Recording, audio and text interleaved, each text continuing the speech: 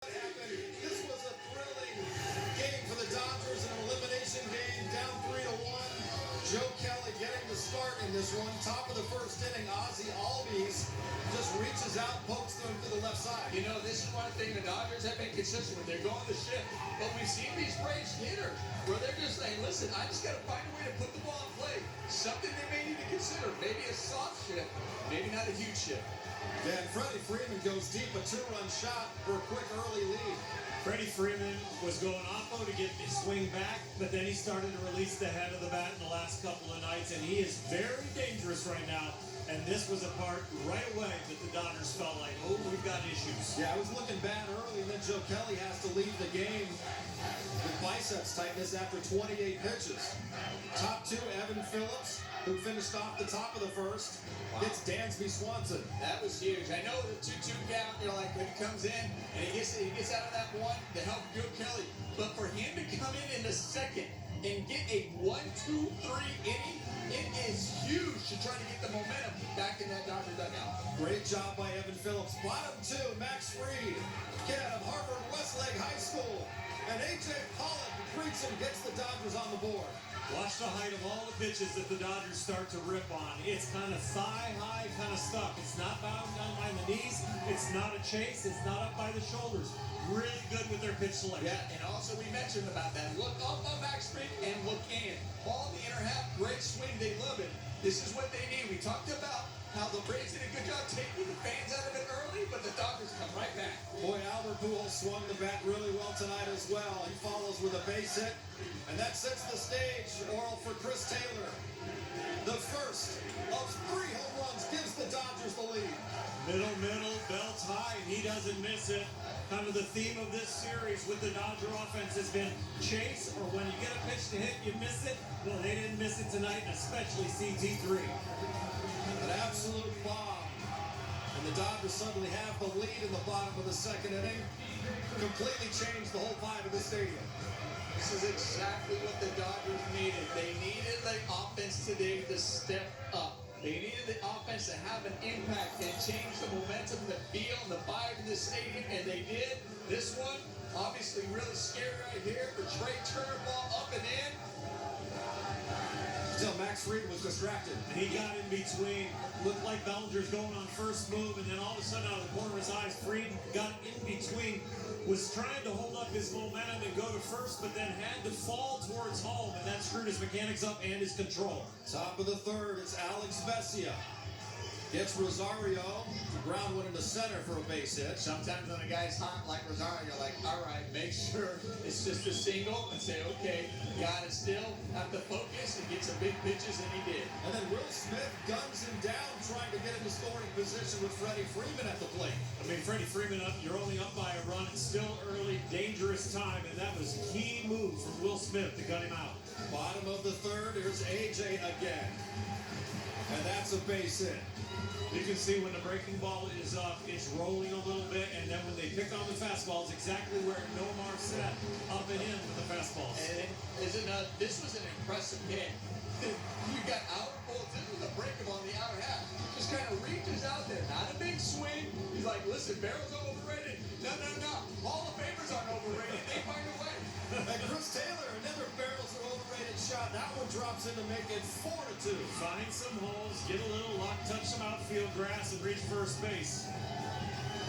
By the way, he used the barrel an awful lot today, too. Yeah. It falls in, but he used the barrel a lot. That was his kind of night. Chris Taylor. 4-2 Dodgers, top of the fourth. Brusdar Graterol comes in facing Freddie Freeman. It's a ground ball to Pujols and some PFPs in play. Great job by Albert Pujols showing up the way. This is not an easy play. The way he had to shuffle that ball, Graterol does a good job getting to first base quickly and early, and he's feeling it. 1-2-3 inning for Graterol. He strikes out Adam Duvall. We're getting the second inning of work here in the fifth, facing Jock Peterson, and Jock swings over that breaking ball. Changing a little speeds right there. You can go from 103 down to 90. That's pretty good, especially when you're making bend. We talk about the offense, the way they broke out today, giving them confidence the rest of the series, continuing forward. I'll tell you, this is kind of outing for Gratterall. It could also boost his confidence. Yeah, it's another 1-2-3 inning for Gratterall on only 14 pitches. He gets through 2 innings. Bottom 5, A.J. Pollock. And they did retire him as he grounds into a double play. When you look at the final score, you're going to say, oh, it was easy for the pitching staff that night. But look at the scoreboard right now. We're mid-game. It's still 4-2. There's a lot of pressure pitches. Albert Pujols, 41 years of age, becomes the oldest player to reach base 3 times in a postseason game since Julio Franco 18 years ago. Chris Martin comes in and CT3 takes him out. Well, you were just talking about, yeah, the game is still close, 4-2, still pressure, high pressure situation for guys. When that door opens, you never know what to expect out of the bullpen on a bullpen game. The CT3 goes, listen, jump on my shoulder. I'll pick you guys up. I'll make sure I'll make it easier on you. Beautiful swing, driving it to right center. So the Dodgers are up 6-2. Top of the 6th, it's Blake Trinan coming in against Rosario, and nobody can get this guy out. Blake Trinan was brought in not only because it's the middle of the order, but yes, they're in the 6th, and they wanted to shut them down as soon as possible. So they went to Trinan maybe early, but remember, all year he has really had to attack the heart of the order. He ends up throwing an awful lot of pitches, but he gets through the inning, and he does the job, and that was the key. 12th hit of the NLCS for Rosario. 2 batters later, Freddie Freeman. Here's another thing that's impressive about the bullpen. Here we are, we're in the 6th inning. Right there, Rosario hits a double. That was the first at-bat right now. Albies and Freeman are the only 2 at-bats they've had with a runner in scoring position in this game. And Trinan, despite throwing over 20 pitches in the 6th, he's back out there for the 7th. Gets Duvall to fly out for out number 2, and then Jock Peterson. And it's a much quicker 7th inning for Trinan. He's a very strong man with outstanding pitches, and even if he was a little fatigued at time, he found a way to get through those innings. Not as dominant as we're used to, but outs. Bottom of the 7th, Nomar. CT3 does it again, his 3rd home run of the night. John, sometimes you're feeling it, you just ride it. You just go with it. You're like, listen, I am seeing the ball well. I am swinging the bat well. I trust myself. These guys have no chance against me. They're like, go ahead, make a mistake. I'm going to make you pay. And what another beautiful swing by CT3. You look at those swings all over each other. They look alike. First player in postseason history with a 3-homer game in an elimination game. Top of the 8th, Corey Knebel gets d'Arnaud. Was it Bill Plunkett that had a tweet about here's Dave Roberts using a starter as a reliever again? It's okay, Corey. I thought it was tongue-in-cheek. Day off the skipper. Jorge Soler strikes out, and then Rosario. Finally, someone gets Rosario 98 looking. Wow. 98. Good 98 in the tank to come in and tank the corner. Knebel's like, I don't know. I don't get nervous. If they hit my 98, let's see it. Boy, look out if Trey Turner's getting hot with the bat. That base at the left nearly took Mookie's head off.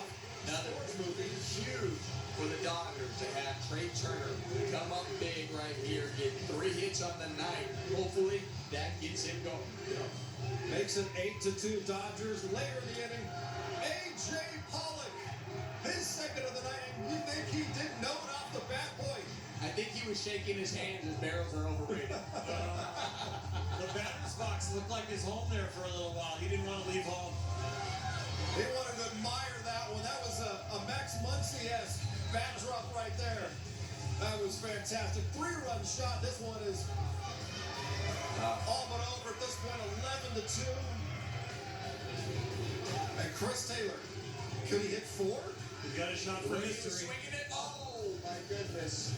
And they finally get him. Hey, John, not everyone can hit 3. No, Oh, boy. no more can, couple times. 9th inning, Kenley Jansen comes in.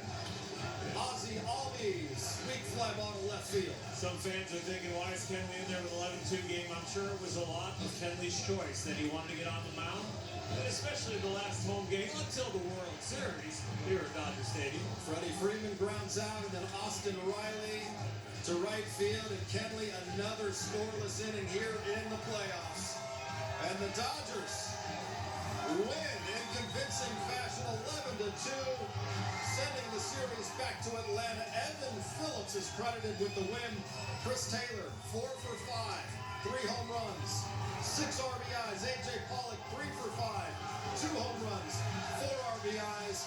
And the Dodgers try to write a similar script to last year, coming back from down 3 games to 1 in the NLCS. Last year they won Game 5, 7-3. Tonight they win it 11-2, and Game 6 is coming up on Saturday. And boy, what the